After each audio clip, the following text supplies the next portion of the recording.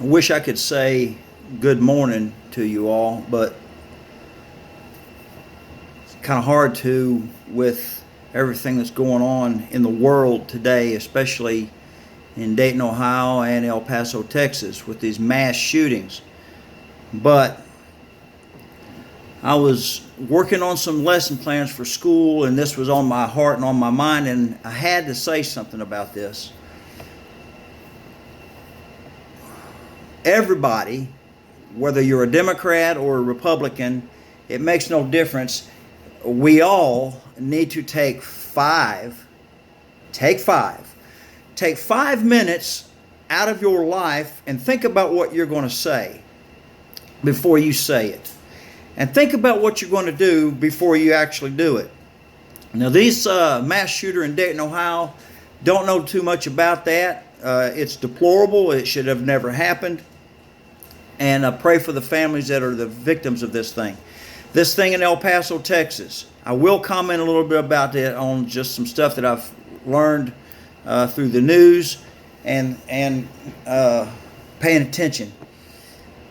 This character, a white guy, drives 650 miles from Allen, Texas to El Paso, Texas, where I lived for 4 years when I was stationed with the 3rd ACR at Fort Bliss, Texas.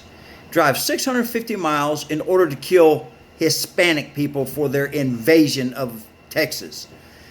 I'm going to say two things about people that want to do these murders, these mass shootings. One, they are spiritually bankrupt because they have no regard for God. Two, they are morally bankrupt because one of the other commandments says, "Thou shalt not kill." So they've decided to play God and terminate people that they hate. Everybody should be outraged about this. There is no excuse for the actions that has happened. Now, who do you blame? Do you blame Democrats? Do you blame Republicans? Who do you blame? Neither one. It's not Trump's fault. Blaming President Trump for something like this would be like blaming God for the murders that John Wayne Gacy committed. It's not God's fault. It's the individual's fault. What do you do about this stuff? You know, in September of 2001, September 11th, 2001, when the terrorist attacks hit this country, the country stopped. We were stopped. We were united in everything that we did. And for 2 weeks, everybody got along. Everybody got along. There were no political lines. Democrats and Republicans, united. United. And we've gone away from each other. In Washington, our Democrats and Republicans go away from each other. In our society, Democrats and Republicans go away from each other. We make harsh comments to one another. And guess what else? You get unfriended. No problem. Hush. Dog. Barking. We got to stop.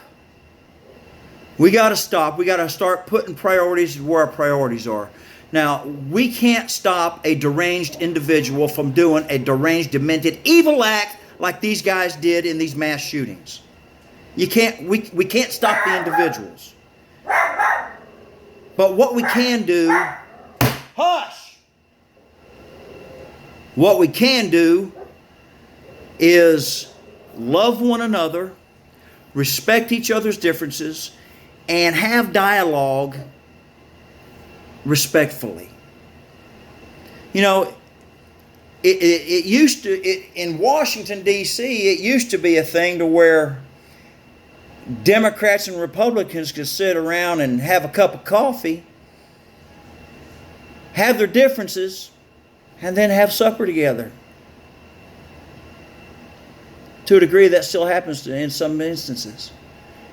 But in this country, in this day and age, if you're a Democrat and you're a Republican, even family members, You have harsh words to say to one another, and you don't see eye to eye. You're not willing to respect each other's opinions. We got to stop. We got to stop. Yes, have your opinions. Try to agree to disagree, but stand your ground, but do it in a polite way. Some things deserve harshness, like these mass shootings. And I will also say this, taking firearms from people is not going to fix the problem. I'm a card-carrying, concealed carry person, and I will carry my firearm for 3 reasons. 1, to protect myself and the people that I love. 2, to be able to have a firearm handy in case something happens like in Dayton or El Paso.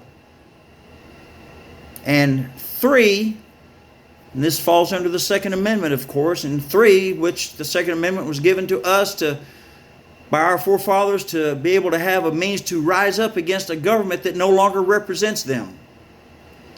So I will carry my weapon, and I will carry it for those reasons, and we just got to stop with the stupidity. And let's call Antifa for what they are. They are a domestic terrorist group who wants to hide behind a mask and attack any conservative that's walking the street, even a gay conservative. So we got to stop it. Keep your eyes open. Look where you're at. Be aware of your surroundings. And for the love of God, be respectful and treat people like they're people. I love you all. Peace out.